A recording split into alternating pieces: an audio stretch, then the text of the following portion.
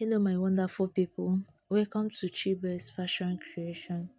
Today, I would like to show you people how to cut 180 flay gown that has slits at the back and small short knicker inside. Fold your fabric on bias form to get 90-degree flay. As you can see how I fold my own. I'm trying to arrange it because this is chiffon. The chiffon is just giving me somehow headache. After arranging it, you need to check your shoulder. Remember, shoulder, you normally divide shoulder into two. So you get where your shoulder line will be. You mark your shoulder line. Mark your shoulder line as shown. So after marking your shoulder line, you need to trace from that your shoulder line, trace your short gown length as shown here. You trace your short gown length. After tracing your short gown length, next thing you need to do is to cut it out. Cut it out. I'm sorry, my camera did not show where I'm cutting it out. Cut it out.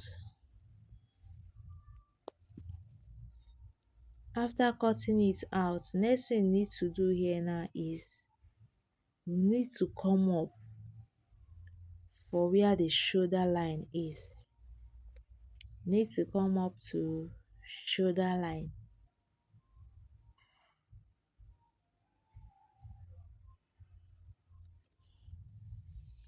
So cut the shoulder line out. After cutting it out, you use this one now to paste on your fabric to get exactly like that. Exactly that 90-degree flay. After getting it here, look at what I'm doing here. I've already got my, so I'm pasting one on top of the other one, and remember to keep your zip allowance because the gown is high neck. So slant down your shoulder line. You slant your shoulder line down.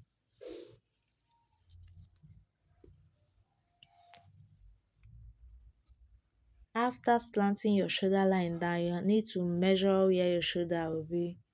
You mark your shoulder. You add half inch on your shoulder. Add half inch. My shoulder here is 7. I mark 7.5. So you measure your armhole. Whatever you use to get your shoulder, that's what you use to get your armhole. So next thing, you cut out your armhole. As you can see, cut out your armhole. After cutting out your armhole, you measure the width of your neck. I use 2.5 here to get the width of my neck because it's high neck. That's the reason why I use 2.5. The depth, first of all, I use 1 inch to get the depth because I'm cutting both front and back at once. So I cut it out. After cutting it out, I'm opening the zip allowance of the back because the neck is high. Without this zip now, it will not pass my client's head. That's the reason why you need to put zip allowance, and also the slit will be at the zip allowance side. So next thing, I need to separate the two and trim the back small down. Trim the back small. The back neck, I trim it small. So next thing, I need to get my front neck depth. My front neck depth. What I use as the depth here now is 3 inches.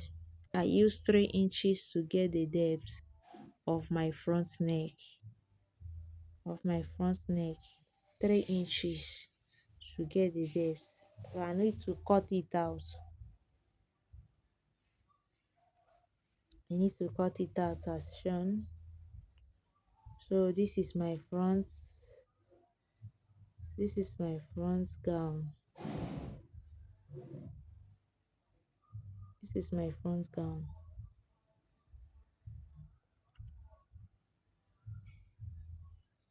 I'm through with the front and the back as well. I'm through with front and back. So next thing